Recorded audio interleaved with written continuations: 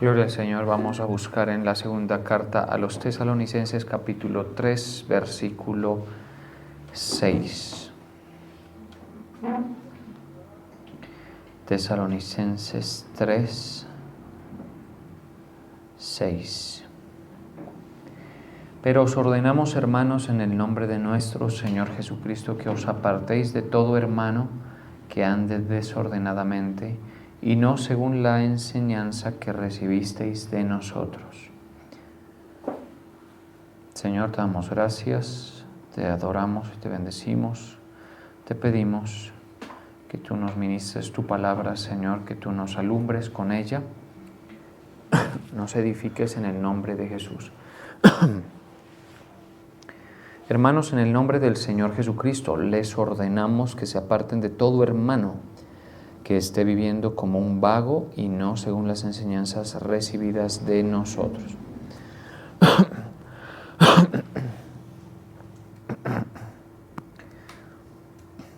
Vemos aquí este pasaje en el que se dedica esta porción pequeña de la carta a los tesalonicenses para exhortar y amonestar a los creyentes en tomar una posición frente al comportamiento de probablemente algunos hermanos que ande desordenadamente, básicamente. Y también, obviamente, dentro de ella pues está una exhortación a vivir una vida industriosa, digámoslo así, de trabajo. Y hay varios puntos que son pues de provecho para nosotros, que podemos extraer, ¿no?, de esta porción de la palabra, segunda de Tesalonicenses 3:6.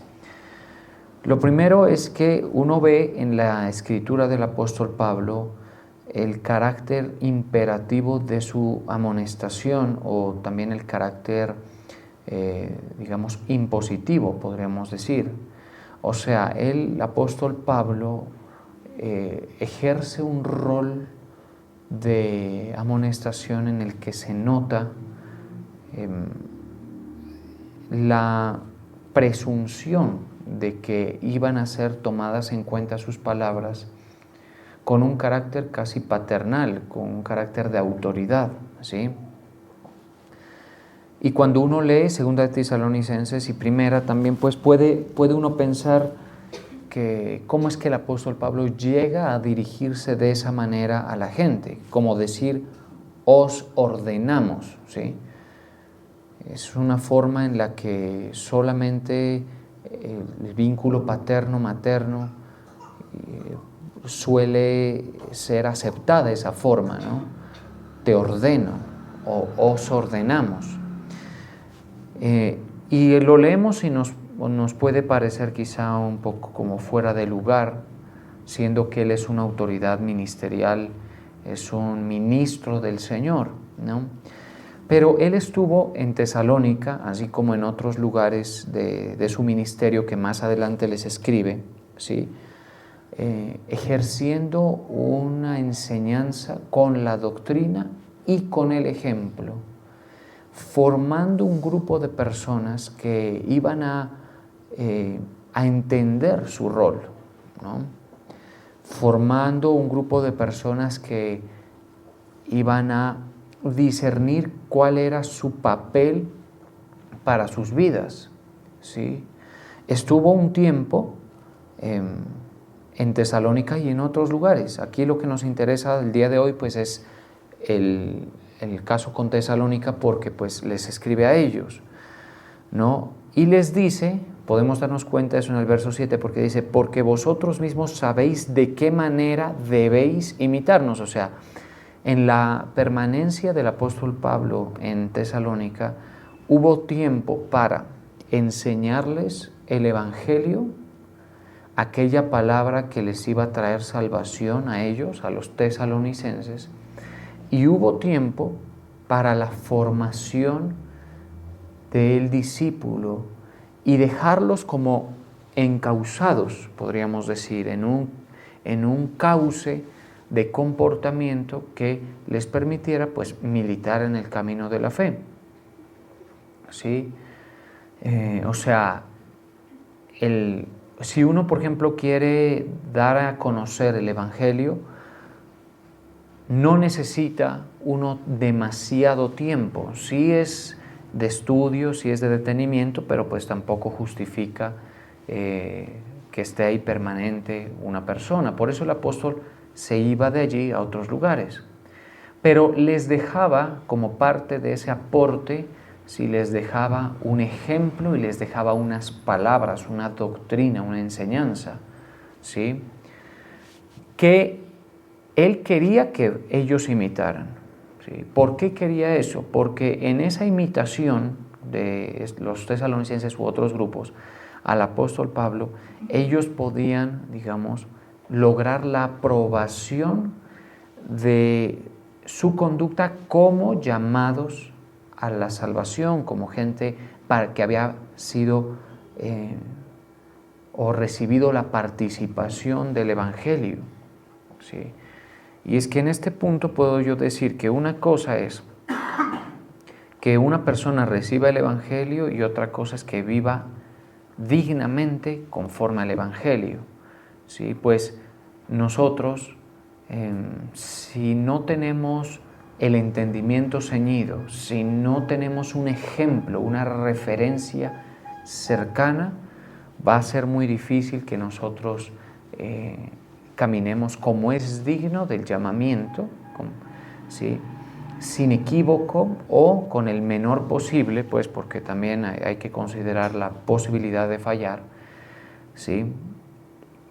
Y puedes ser ocasión de caer para otros, incluso para nosotros mismos, errores, problemas, dificultades, que no necesariamente comprometen la salvación, pero que sí comprometen el desempeño y comprometen el desarrollo de los esfuerzos de la iglesia y también comprometen a la persona y le traen problemas a la persona. ¿Sí? Entonces, en varias de las cartas nosotros vamos a ver que el apóstol Pablo toma una autoridad en la que él no está con timidez, él le dice, les ordeno, porque cuando estaba presente esa fue la enseñanza, o sea, los ministerios tienen autoridad concedida por el Señor para regular la vida de los creyentes, perfeccionarlos, y eso solamente se puede hacer cuando el ministerio en cuestión entiende su rol y la oveja entiende su rol y ambos cooperan para eso. ¿Sí me explico? O sea, ¿qué sería este ministerio? El ministerio apostólico del apóstol Pablo, pero obviamente los pastores también. Por eso dice, obedeced a vuestros pastores y sujetaos a ellos. Porque una vez usted se sujeta, usted está aceptando lo que el Señor a usted le provee para su provecho espiritual, ¿sí? Y el pastor o el apóstol, guardando las proporciones pues, del cargo ministerial, tiene esa facultad, ¿sí? Te ordeno, pero uno no lo puede hacer con todos, o sea, uno no puede ir diciéndole a la gente, te ordeno, ¿sí? Tiene que estar seguro de que va a ser bien recibido por la persona, ¿estamos de acuerdo? De que va a ser entendido por la persona ese rol. ¿Sí? ¿Y a qué nos llevan esas órdenes? A asumir unos comportamientos, unas conductas que te protejan, que lo protejan al discípulo, que lo aseguren en el camino de la salvación y que logre algo que es positivo de lograr, y es el testimonio de la gente. ¿Sí? O sea, nosotros a veces decimos, no, lo que diga la gente tiene poca importancia. En un sentido de juicio eterno, obviamente, ¿estamos de acuerdo? O sea, eso pasa a ser casi que irrelevante. Pero en un sentido de nosotros como cartas abiertas hacia la gente, de Cristo y de los ministerios que nos han esculpido, digamos, nuestra silueta de fe, eso ya tiene una relevancia, un peso, un significado. Por ejemplo, si alguno de ustedes, formado por mí o por quien está por encima de mí, mi padre, mi apóstol, va a otros lugares, nosotros tenemos una forma de conducirnos. No somos cristianos que no se puedan discernir de dónde son. ¿Sí? Mire que hay mucha gente de la iglesia Betel y de otras iglesias de Salem que por algún momento, en algún momento del ministerio, en algún momento se han ido a otros. Ellos por lo general se llevan mucho de lo que les fue dado aquí en exhortación, en enseñanza. No está bien que se hayan ido y pierden, sin duda, pero lo hacen. Pero se llevan algo de una identidad, de una silueta, de un comportamiento. ¿Estamos de acuerdo? De hecho, hace un tiempo me encontré con alguien en un consultorio, pero ese sí se fue hace mucho tiempo. O sea, cuando yo era peladito, niño, yo lo veía a él. Claro, lo veía grandísimo, ¿no? Siempre le observé su forma de ir a la iglesia y todo. Y él se fue. Y él me saludó y ahí fue que lo reconocí. Y él me dijo, yo nunca me he olvidado de eso. Lo que se recibe en Salem, dijo, yo no lo he recibido en ningún otro lugar. Yo obviamente no voy a ser el que le va a preguntar por qué no vuelves, porque mucha gente no vuelve sencillamente porque a pesar de que han recibido cosas buenas, este régimen tampoco lo aguanta cualquiera, ¿estamos de acuerdo? Este tipo de palabra, sí, es una palabra cargada de revelación, de escritura, donde se minimiza al máximo posible la emoción. Ustedes ven, ¿sí? O sea, aquí no hay griterías, ni hay formas ministeriales, digamos, o formas de conducir el sermón en la que toque el alma de las personas a propósito. O sea, nosotros no nos proponemos eso. Se saca la palabra y lo que la palabra permita. ¿Estamos de acuerdo? Ahí van a haber algunos semejantes a los de la generación de Cristo, ¿sí? Que les tocan canciones alegres y no reaccionan, y les tocan canciones de endecha o de luto y no reaccionan, ni en un sentido ni en el otro. El Señor Jesucristo lo dijo. Esta generación, dijo, es semejante a los muchachos que les tocaron canciones de alegría y no bailaron, y les tocaron canciones de luto y no. ¿Sí? Entonces, la palabra va a poner delante un estímulo a la persona. Hay gente que no va a reaccionar a nada de eso, ¿sí? Pero hay otras personas que sí van a reaccionar. ¿Me explico? Son gente sensible a la palabra. Y desde la sobriedad que nos permite un verso como este u otros muchos, uno enseña y la persona saca provecho de eso, y eso lo hace volver, y eso lo edifica, y eso le da respuesta y le satisface las necesidades espirituales, ¿sí? Hay gente que no va a reaccionar, eso en todos los lugares hay, ¿sí? Pero si yo, por ejemplo, tuviera, digamos, artimañas de la puesta en escena, por ejemplo, que uno comenzara con un vozarrón y a decir, y dile al hermano que está al lado, y dale un abrazo, y vamos y qué bueno verte, y una cosa, y todas estas, digamos, donde da lugar a que intervenga una parte de la persona que no tiene ni convicción ni edificación, ni tampoco está teniendo la introspectiva que se necesita, el insight, o sea, como la capacidad de reflexión, ¿sí? Entonces hay mucha gente que no aguanta eso. Hay gente que le gusta o busca esa parte de la emoción, ¿sí?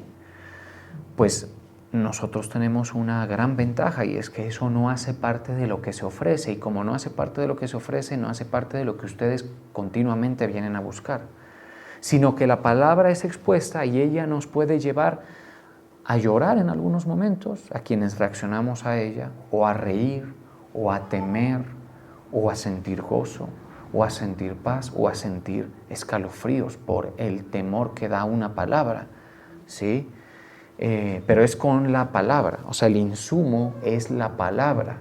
Eso es muy especial. Yo se los digo porque yo me tengo que dar una cierta libertad de decirle las cosas, porque en algún momento el apóstol Pablo se dio la libertad de decirle a los tesalonicenses, les tuvo que decir, miren, entiendan esto, mi rol debe ser entendido por ustedes. Eso les dijo el apóstol Pablo cuando estaba con ellos. Mi ejemplo debe ser imitado por ustedes. ¿Sí? Y eso uno tiene que darse la libertad de decirlo, así mucha gente no lo reciba. Y les voy a decir algo más con él, por supuesto, con una licencia respetuosa y cuidadosa. Mi rol me permite ordenarlo a usted, ponerle orden en las cosas de la vida, ¿estamos de acuerdo? Obviamente, ustedes ya me han visto actuar a mí y a mi padre, y como salimos de la misma piedra, pues obviamente, ¿no? Entonces, usted sabe que yo no lo voy a llamar, ni me voy a imponer, ni voy a transgredir los límites que usted me ponga, ¿sí? Pero una vez hay que decirlo por lo menos. Eso es como el diezmo. Ustedes, les pregunto, ¿me ven hablando de eso continuamente? Ahí tienen en mi favor y en mi contra, está en el canal, ¿no? Porque puede usarse en mi favor y en mi contra. Todo lo que está en el canal, más de 200 predicaciones hay ya. ¿Sí? ¿Qué va a darse cuenta usted? Que es escaso ese tema, escaso, ¿cierto? ¿Por qué? Primero porque yo pues tengo un libro, el libro de texto de la Escritura, que me conduce por múltiples temas, que no me permiten estar continuamente llegando allí, no me permiten, ¿sí? Segundo, porque yo no quiero ser pesado. Y tercero, porque ya se dijo. ¿Estamos de acuerdo? Ya se dijo. Pero hay un momento en que sí hay que decirlo. Hagamos de cuenta que yo voy a hablarle a un grupo y que le estoy enseñando el Evangelio y que ya pasaron por algunos conceptos del Evangelio y ya han pasado unos meses y todo. Yo en algún momento tengo que correr ese riesgo, ¿sí? De coger y tomarme una licencia y de decirle, mire, le vengo a hablar del diezmo. ¿Sí? Yo sé que no le va a gustar, yo sé que hay mucha gente que lo va a resistir, ¿sí? Lo voy a hacer 1 o 2, 3 veces, ¿sí? ¿Por qué no lo hago aquí continuamente? Porque muchos de ustedes son practicados en el asunto, lo saben. Es más, hay gente que trae a los nuevos y ellos mismos les dicen cómo se debe hacer, ¿sí? Conocen, tienen nociones, pero si no las tuvieran, yo tengo que correr el riesgo al menos una vez de decírselo. ¿Estamos de acuerdo? ¿Y qué les diría en ese sentido? Que si usted lo practica, va a recibir bendición del Señor en su parte económica, financiera y más allá de eso. Porque es que el devorador no toca solo eso, ¿o sí?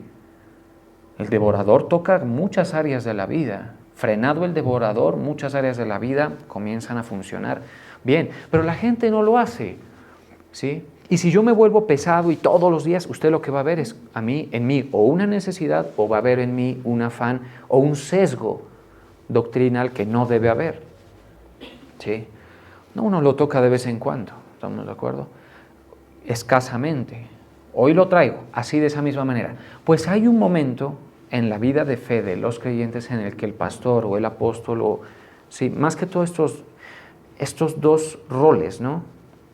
Tienen que decirle a la oveja, le tienen que decir, mire, primero, en mí usted va a encontrar un ejemplo que pueda usted imitar, ¿sí? Y debe usted ponerse en la tarea de hacerlo, imitar el ejemplo. Y 2, yo tengo autoridad concedida por la Escritura para en mi ministerio y solamente en mi ministerio, y quienes me reconozcan como su pastor, ordenar. ordenar sobre un asunto o sobre otro. ¿Estamos de acuerdo? ¿Cómo lo entendemos este pasaje? ¿Cómo llegamos a estas conclusiones? Mira lo que dice versículo 7. Segunda de Tesalonicenses 3:7. Porque vosotros mismos sabéis, o sea, que se los dijo. Volviendo al caso del diezmo, es como que si yo les hubiera dicho, ustedes ya les he explicado esto. Y las ventajas que hay en practicarlo, desde chiquitos, desde jóvenes, desde niños. Yo les comento algo, yo desde que soy niño he practicado el diezmo. Cuando mis diezmos eran escasos 200 pesos, escasos 800 pesos. Cuando comencé a trabajar desde más o menos los 17 años, 16 años, o 17, por allí, comencé a dar mis diezmos. Y obviamente mis diezmos no daban ni para comprar, qué sé yo, el agua de la iglesia. ¿Sí? Porque pues era un trabajo de remuneración escasa, pero lo hacían. ¿Sí? Y entonces hoy yo eso lo tengo asimilado. O sea, para mí eso es como algo, como cuando usted hace algo sin pensar, ¿se ha dado cuenta? Cosas que hace tanto, las repite y las repite y las repite, que llega un punto que uno las hace sin pensar. ¿Sí? Así es en mi caso el diezmo. Pero claro, yo sí veo, a pesar de que es repetitiva una acción, esa misma acción repetitiva yo la veo trayéndome la bendición de Dios en mi vida, en la parte económica, lo suficientemente abundante como para que pues yo pueda hacerle frente a todo lo que me le he puesto al frente. O sea, yo me le he puesto al frente a la iglesia, me le he puesto al frente a una familia, me le he puesto enfrente a una construcción, me le he puesto enfrente a muchas cosas, ¿sí? Y todas ellas me le he puesto enfrente a préstamos de hipotecas y de leasing, tantas vainas que uno se mete, ¿sí? Y cuando yo me metí en eso, yo me metí con miedo, porque yo tengo que decírselos, yo desde pequeño, desde joven, he ido un poquito más allá de lo que me permite mi zona de confort, ¿sí? O sea, he ido buscando como ampliar las estacas de mi vida y todo, lo que el Señor me permite. Algunas cosas me he metido y ya metido, no me hubiera metido, qué bruto, ¿sí? Pero como el Señor es fiel y como la práctica está asimilada, ¿estamos de acuerdo? Ya luego me meto y comienzo a ver la gloria de Dios. Y la comienzo a ver y me comienzo así como a empoderar, ¿sí? Y digo, ay, vea, el Señor está conmigo, ¿sí? Y entonces luego voy y me meto en otra y luego digo, es que a mí no se me quita eso, ¿sí? No se me quita esa situación. Mi familia me conoce, mi esposa me conoce y todo, sabe cómo soy. O sea, yo no pienso parar, ¿estamos de acuerdo? En nada, mientras el Señor me permita, miraré lo que puedo obtener, lo que puedo lograr. Y como ya estoy acostumbrado a ver la mano en la diestra de Jehová sosteniéndome poderosamente, me voy a meter. Pero todo eso es porque desde chiquito el diezmo ha sido una constante en mi vida, ¿sí? Entonces yo estoy, digamos, en muchos sentidos resuelto y bien. Y yo les decía ayer que el cristiano debe ser sencillo, sí. Es que cuando yo vivo como vivo y tengo lo que tengo y todo eso, eso es una experiencia, digámoslo así, que puede ser vista por muchos como mucho y por otros tantos como poco o como sencillo, ¿sí? Lo que sí es importante entender es que hay un testimonio por cuenta de eso. Y obviamente yo no les pido que imiten digamos, eso de que se avienta uno, aunque hay cosas que sí hay que hacerlas por orden. Sí, hay que hacerlas por orden y de eso está tratando aquí. ¿Sí? Hay que hacerlas. Hay muchas cosas en las que yo me he metido no tanto porque soy aventado en algunas cosas, sino otras por orden. Por ejemplo, cuando yo entendí que mi esposa era la mujer que Dios me había provisto y que reunía una serie de cualidades para mi ministerio, yo tomé la decisión. Yo no esperé que mi padre saliera de prisión, nada, no esperé nada de eso. No esperé. Sí. Ni esperé que se me decantaran 45 demandas laborales. No esperé. Yo dije, esta mujer se me aburre. Y sí, más que soy privilegiado de tener su atención, de tener su cariño y todo eso. Obvio se lo dio el Señor, ¿estamos de acuerdo? O sea, Dios también le puso en ella un sentir del valor que yo tenía como persona y como ministro y todo. Y ha tenido que pagar un precio por eso. Mi mentalidad no es fácil de soportar, ¿sí? Porque yo no pienso, o sea, yo no estoy comprometido con los sentimientos ni con nada. Yo digo las cosas, yo estoy comprometido con la verdad. Y yo sé que guardándole el respeto, porque ella es también una persona que buscó primero el reino, no me buscó a mí, ¿sí? Pero ella ha tenido que digerir eso, esa parte de mí, que yo digo la verdad. Digo la verdad del Evangelio y de las emociones, y le digo la verdad a la gente. Yo no romantizo nada, ni tampoco hago algo trágico de lo que no lo es. Sí, y yo se lo he dicho, mi compromiso no es contigo, es con la verdad. Y con mis hijos, mi compromiso no es con ellos. O sea, yo sí tengo un compromiso con ellos, pero primero es con la verdad. Sí, primero es con la verdad.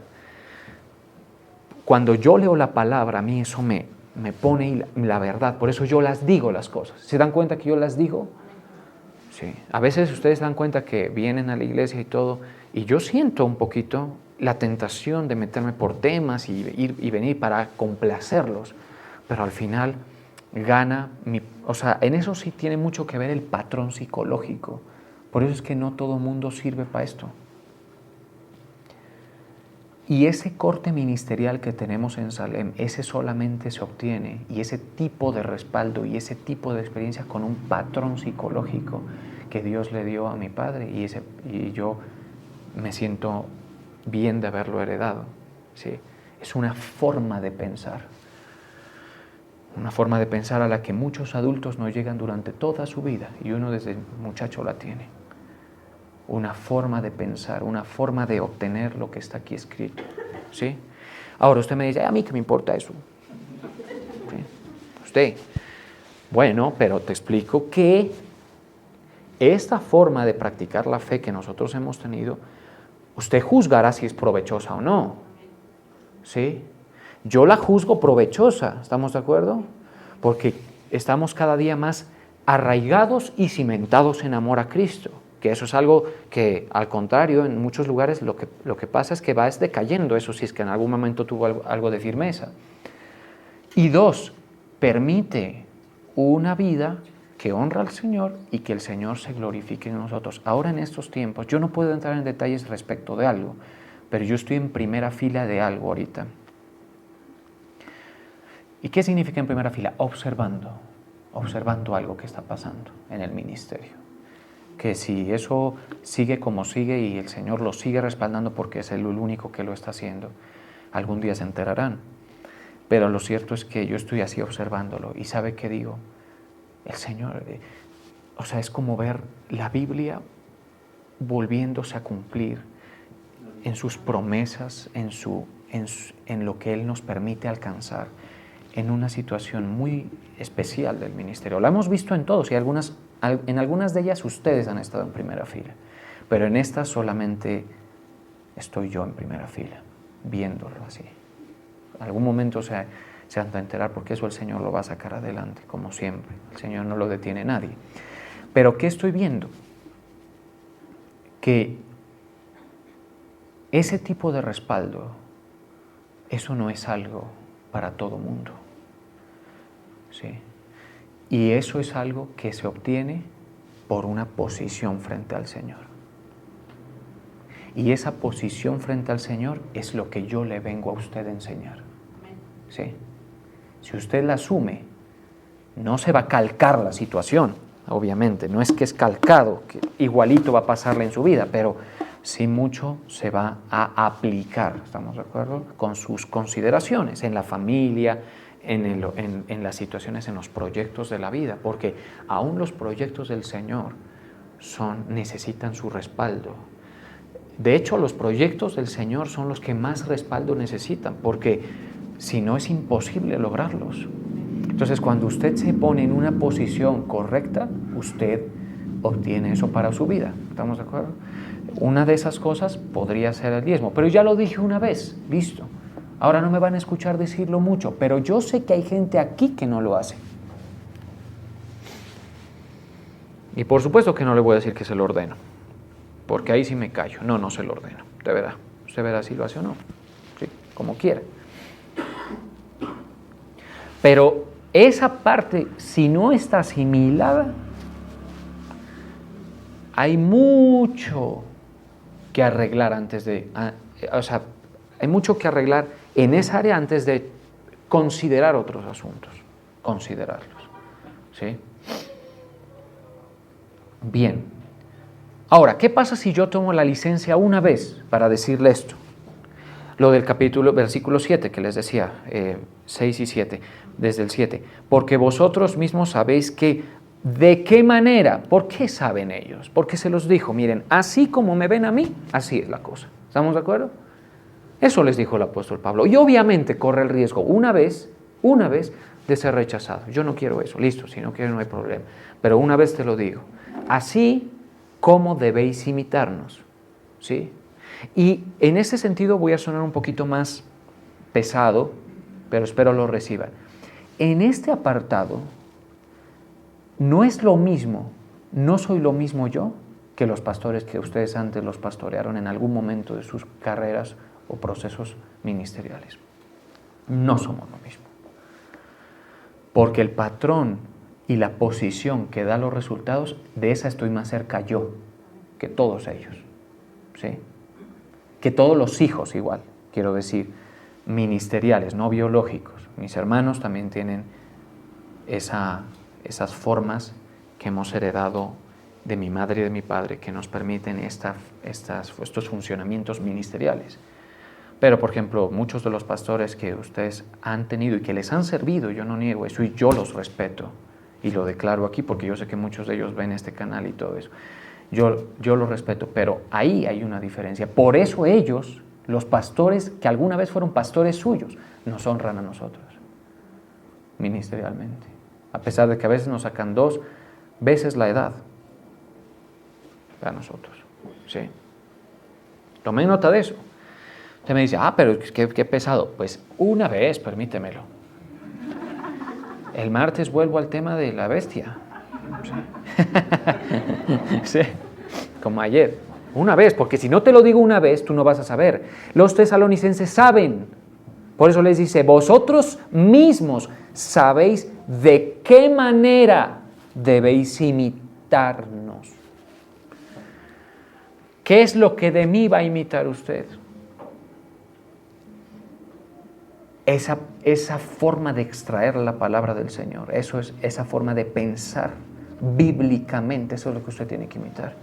Y la conducta que derive en ello, eso es lo que usted debe imitar. Ahora, si usted ve algo en mí y usted quiere lo que yo tengo, usted tiene que ser más cercano en ese discipulado. Pero ahí ya tranquilo. Muchas de las cosas que yo tengo y que vivo no pueden ser atractivos para todos y está bien. Y así debe ser, ¿sí? O sea que usted no se va a querer calcar una vida, pero si usted quiere el respaldo, si usted quiere la revelación, porque usted me dice, pero es que usted habla de respaldo, ¿a qué se refiere con eso? Todo es. Respaldo es todo. Respaldo es ver la gloria del Señor en nuestras vidas, ¿sí? Pero mucho más que eso. Pero yo le podría decir, algo que ustedes deberían aspirar a tener es una revelación como la que tengo yo, ¿sí? Porque ese día ustedes marchan mejor en el camino de la fe, no los mueve cualquier viento de doctrina. Y eso ha sido un proceso en mí, obviamente, pero tiene que ser en ustedes, ¿estamos de acuerdo? Bien. Pues nosotros no anduvimos. Una cosa, por ejemplo, que nosotros tenemos, y es de las cosas bíblicas que en nosotros sí aplica, mire, es esto. Nosotros no anduvimos desordenadamente entre vosotros. O sea, usted no me va a ver a mí pidiéndole de su remesa, ni llamándolo a que me transporte en su carro, ¿sí? Lo digo porque pues yo sé de vainas, ¿no? Disculpará, ¿sí? Ni cayéndole al negocio, a que me regale, qué sé yo, el body del Samuel, ¿sí? O alguna cosa, ¿sí? O si viene usted trabaja en una pañalera, le caigo a la pañalera, o me le paseo para que usted mueva misericordia. Jamás. Ahora me fui a vivir a la montaña, hermano. Solo eso ya vivo, es mejor dicho, ¿sí? Bendita sea mi roca. Nunca he necesitado que nadie de ustedes me sostenga. ¿Sí? ¿Por qué? Porque la diestra del Señor es suficiente. ¿Sí? Pero para que la diestra de Dios se mueva, uno tiene que tener una posición frente al Señor. Si no, no se le mueve a usted. A ustedes muchos no se les mueve. No se les mueve. Porque son desobedientes. No son buenos imitadores.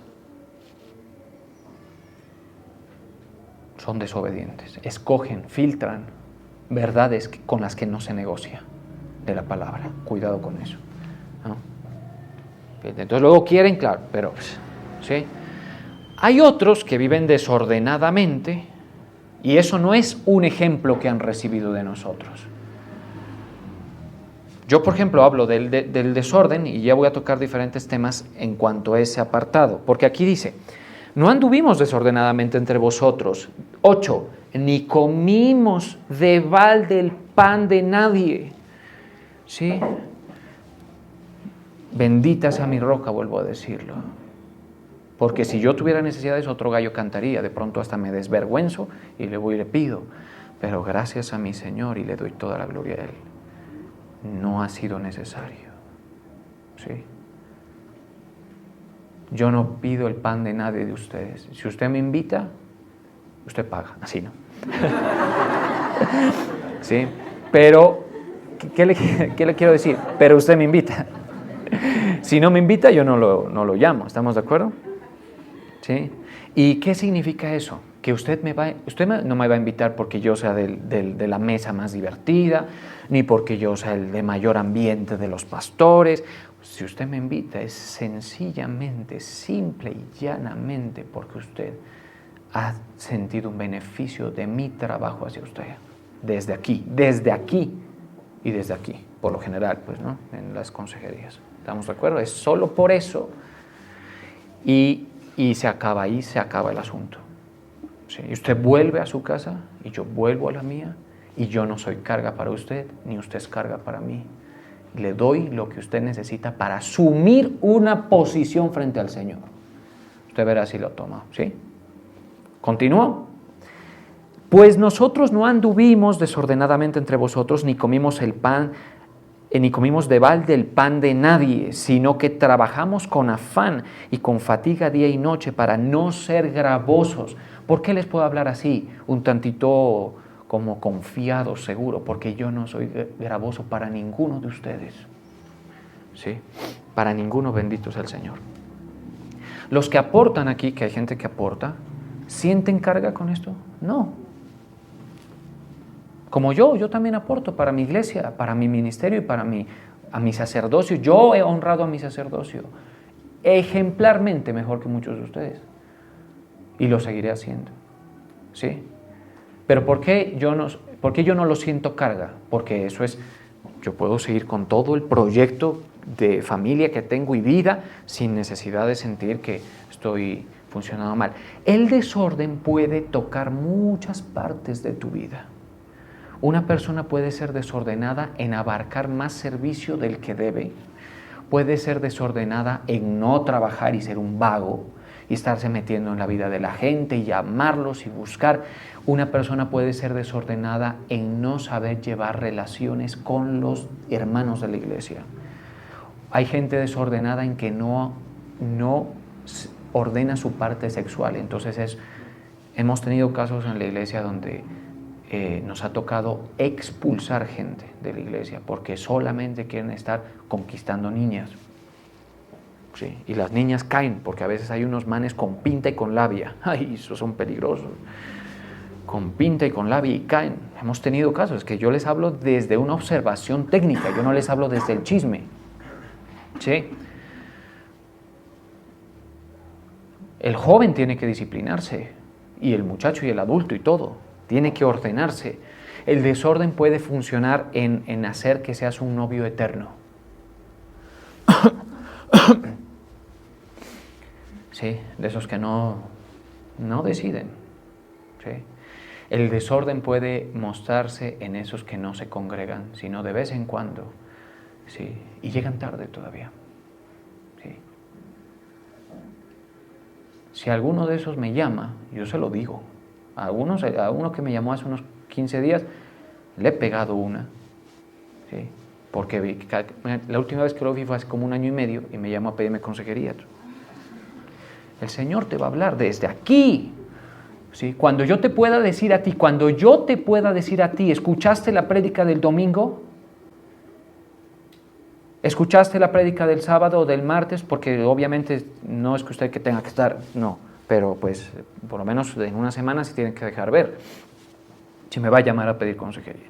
Yo le digo, ¿escuchaste la prédica de tal día? Entonces dice, no, o sí, pero cuando yo le pueda decir eso, porque sé que usted ha estado, entonces ya tengo unos conceptos de los cuales partir para enseñarle.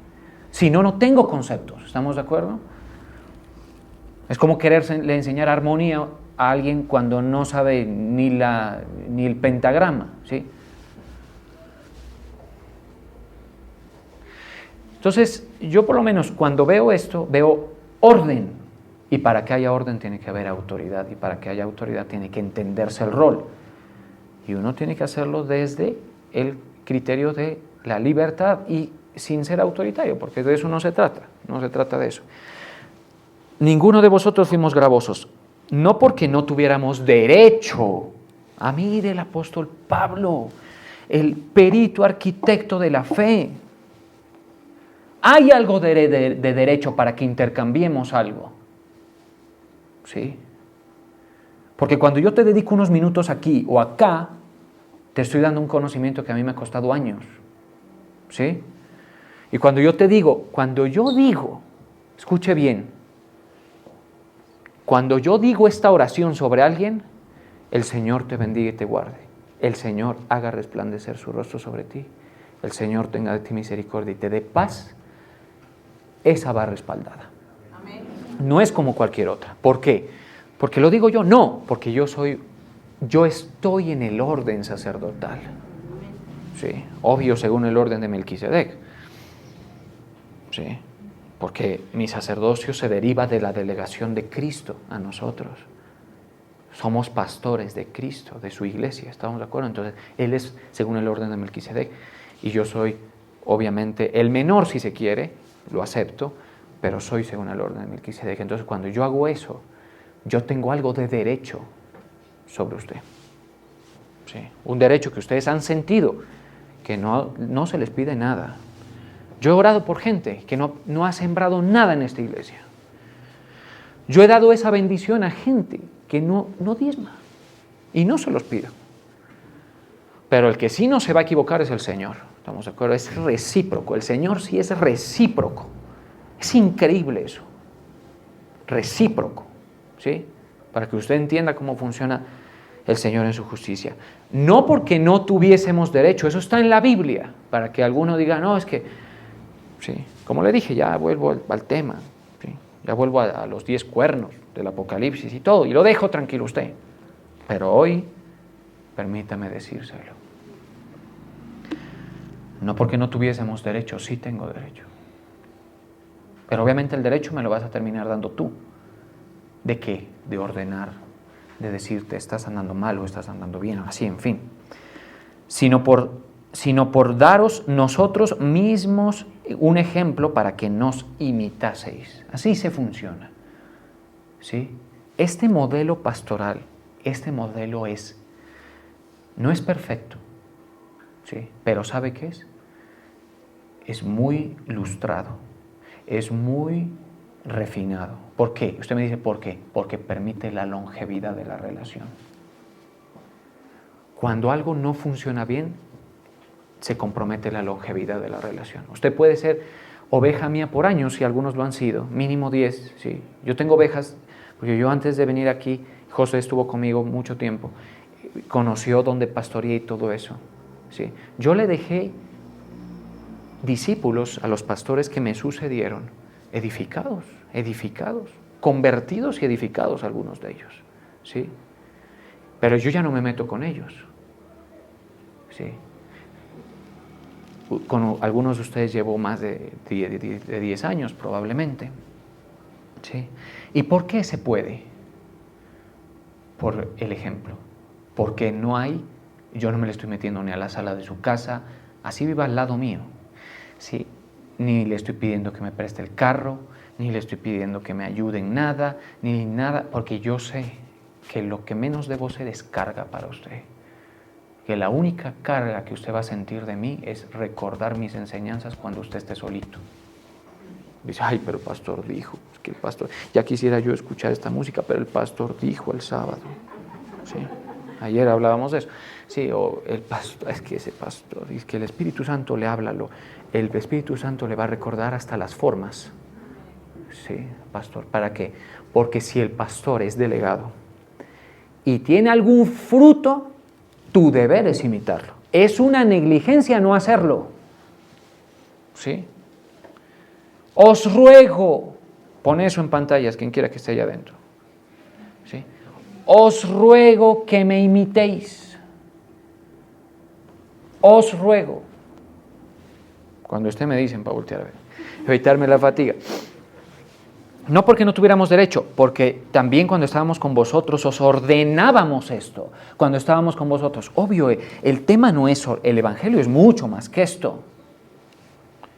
Si alguno no quiere trabajar, tampoco coma. Un desorden es no trabajar. Si usted está en edad de trabajar, trabaje. Si sus papás no le están dando para el transporte, trabaje. Busque, no sé.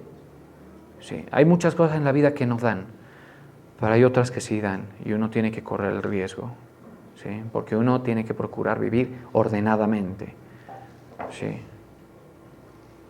Si alguno no quiere trabajar, tampoco coma. El apóstol Pablo les decía, aquí el que no trabaja, que no coma, ¿sí? Los vagos no tienen lugar. Ahí está, gracias. No, pero ¿qué pasó? A ver, se regresaron. Os ruego que me imitéis, dice el apóstol Pablo, creo que él es el que dice, vamos a buscarlo acá. ¿Sí, ya? ¿Sí lo encontraron por ahí? Uh-huh. Sí, 1 Corintios 4:16. 1 Corintios 4:16. Por tanto, esto es una rogativa, os ruego que me imitéis. Y eso a mí me pone en un problemón, porque yo tengo una vida pública, ¿no? Así sea pequeña, así sea mi radio de influencia sea poco, hay una vida pública. Pero yo, pues, puedo vivir con eso, ¿sí? Oren por mí para que el enemigo no me haga presa de mí, no caiga yo en el engaño, en algún error, que haga que se eche a perder el ejemplo. Pero hasta ahora, bendita sea mi roca, estoy en el ejemplo. ¿Sí? ¿Qué va usted a imitar de mí al final del día? Va a imitar una posición frente a la palabra y frente al Señor. Y una forma de conducirse con los hermanos. Eso es lo que va usted a obtener. ¿Sí? Usted coge eso y lo aplica en su vida. Y si tiene una observación más cercana, usted podría aprovechar más esto. ¿Sí? Pero si usted hace eso, ¿qué va a ocurrir? Usted le van a comenzar a venir con los años unos resultados. ¿Sí? La revelación lo va a definir mejor. Te va a saber lo que es la impuesta necesidad. Porque yo lo tengo clarísimo cuál es mi impuesta necesidad. ¿Sí? Usted va a saber cómo conducirse con la gente y todo eso. Y cuando el Señor, cuando nosotros tenemos una buena proyección hacia la comunidad, el Señor nos toma en cuenta eso. Por eso aquí hay líderes, ¿no? Ustedes ven líderes de intercesión, líderes de grupos familiares también han habido. Y gente que cuando yo no estoy y mi esposa no está también eso es porque esa visibilidad que tienen ellos es por algo. ¿Sí? Obvio, algunos de ellos necesitan seguir creciendo, ¿sí? Pero tienen una visibilidad. ¿Por qué?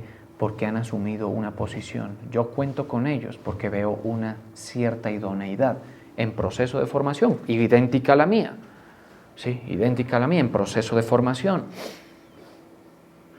Entonces no está bien, por ejemplo, que si usted es chambón, siga siendo chambón. ¿Sí? Imitar a las formas que traen resultados es bueno. Una vez mi padre dijo algo, hizo un comentario que a mí me resonó. Dijo, respecto de alguien, dijo, ese comportamiento es de malos resultados. Estábamos en un viaje y yo me sentí bien porque obviamente no me estaba señalando a mí, porque donde hubiera sido yo el señalado, ahí me sentía mal yo, pero señalando el comportamiento de otras personas, dijo, ese comportamiento es de malos resultados. ¿Y sabe cuál era? Impuntualidad, chambonería, no tener listas las cosas. ¿Sí? Cuando uno trabaja, tiene que ponerse a hacer las cosas y que estén listas. Estar listo, rápido, ágilmente. ¿Sí? Y mucha gente dice, pero es que usted es así. ¿Yo por qué? Pues entonces sigue por tu camino.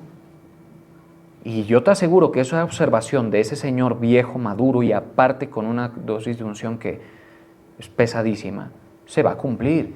Hay comportamientos suyos que son de pobres, de malos resultados. Por eso es que no se pueden casar, ¿sí? Porque no tienen la forma de pensar necesaria para asumir una responsabilidad, meterse en el orden que necesita el matrimonio. Si a veces la iglesia les cuesta, hágame el favor el matrimonio. El matrimonio necesita dos individuos muy ordenados, ¿sí? Por eso es que algunos de ustedes se metieron con una persona de tinieblas de afuera, ¿sí? Y no les marchan las cosas y sufren por eso, sufren porque eso no les va a marchar. Usted me dice, pero eche un poquito de esperanza. No les va a marchar porque necesitan los dos estar en el orden. Y se necesita un varón, ¿sí? Que se pare y le diga, yo temo al Señor y me meto en esto, ¿sí? Se necesita eso.